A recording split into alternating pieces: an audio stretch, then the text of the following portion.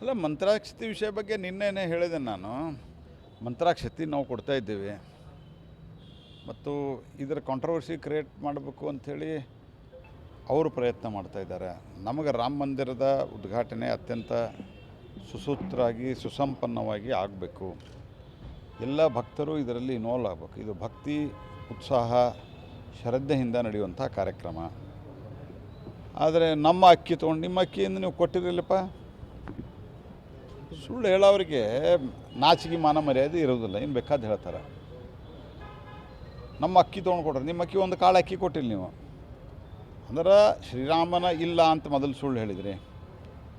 ಶ್ರೀರಾಮನ ಅಲ್ಲೇ ಹುಟ್ಟಿದ ಅಂತ ಹೇಳಿ ಕೇಳಿ ಅಪಮಾನ ಮಾಡಿದ್ರಿ. ಶ್ರೀರಾಮ ಜನ್ಮಭೂಮಿಯ ನಿರ್ಣಯವನ್ನು ಮಾಡಬಾರ್ದು ಕೋರ್ಟ್ ಅಂತ ನಿಮ್ಮ ಪಕ್ಷದ ಒಬ್ಬ MP ಆಗಿ ಹಿಂದಿನ UPA ಸರ್ಕಾರದಲ್ಲಿ ಸೋನಿಯಾ ಗಾಂಧಿಯವರು ಅತ್ಯಂತ ಆಪ್ತ ಕಪಿಲ್ ಸಿಬಲ್ ಅವರಿಗೆ ಸುಪ್ರೀಂ ಕೋರ್ಟ್ನಲ್ಲಿ ದಾವೆ ಹಾಕಿದರು. ಈಗ ಎಲ್ಲವೂ ಆದ ನಂತರ ಅದು ಕ್ರೆಡಿಟ್ ತೊಗೊಳ್ಳೋ ಸಂಬಂಧ ನಮ್ಮ ಅಕ್ಕಿ ಕೊಟ್ಟಾರ. ಇದೆಲ್ಲ ಏನು ಮಾಡ್ತಾ ಇದ್ದಾರೆ ಕಾಂಗ್ರೆಸ್ ಪಾರ್ಟಿಯವರು. ಜನರನ್ನ ನಾವು ದಾರಿ ತಪ್ಪಿಸ್ಬೋದು ಅಂತ ಪ್ರಕಾರ ಜನ ಭಾಳ ಚಾಣ್ಯರಿದ್ದಾರೆ. ಒಬ್ಬರಿಗೊಬ್ಬರು ಸುಳ್ಳು ಹೇಳೋದರಲ್ಲಿ ನಿಸ್ಸೀಮರಿದ್ದಾರೆ ಅವರು. ಸಿದ್ದರಾಮಯ್ಯ ಸರ್ಕಾರ ISIS ಮಾದರಿ ಆ ಹೇಳಿಕೆ ಭಾಳ ಚರ್ಚೆ ಆಗ್ತಿದೆ ಸರ್. ನಿಮ್ಮ ರಾಜೀನಾಮೆಗೆ ಆಗ್ರಹಿಸ್ತಾರೆ. ನೀವೇ ಕರ್ನಾಟಕದಲ್ಲಿದ್ದೀರಿ ಅಂತ ಕೇಳ್ತಿದ್ದಾರೆ ಸರ್. ಯಾವುದು ISIS ಮಾದರಿ ಆಡಳಿತ ಅಂತಂದ್ರೆ ಇವರು ನಮ್ಮನ್ನು ಎಲ್ಲರನ್ನೂ ಯಾರು ರಾಮ ಭಕ್ತರಿದ್ದಾರೆ, ಯಾರು BJPಯ ಪರವಾಗಿ ಕೆಲಸ ಮಾಡ್ತಾರೆ, ಅವ್ರನ್ನೆಲ್ಲರನ್ನೂ ಹೊರಗೆ ಹಾಕ್ಬೇಕಂತ ನಂತರ ನಾವು ಅಷ್ಟು ಸರಳ ಹೊರಗೆ ಹೋಗೋದಲ್ಲ. ನಾವು ಹೋರಾಟ ಮಾಡಿ ಪ್ರಜಾಪ್ರಭುತ್ವದ ಮಾದರಿಯಲ್ಲಿ ಹೋರಾಟ ಮಾಡಿ ನಾವು ಇಲ್ಲಿ ಬಂದೀವಿ. ನೀವು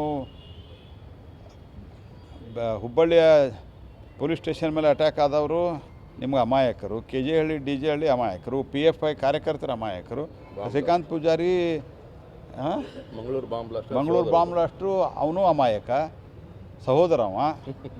ಮತ್ತು ನಿಮ್ಗೆ ISIS ಮಾಡಿ ಆಡಳಿತ ಮಾದರಿ ಅಂತಲಾರ್ದು ಇನ್ನೇನು ಅನ್ಬೇಕು ಮತ್ತು ನಿಮ್ಗೆ?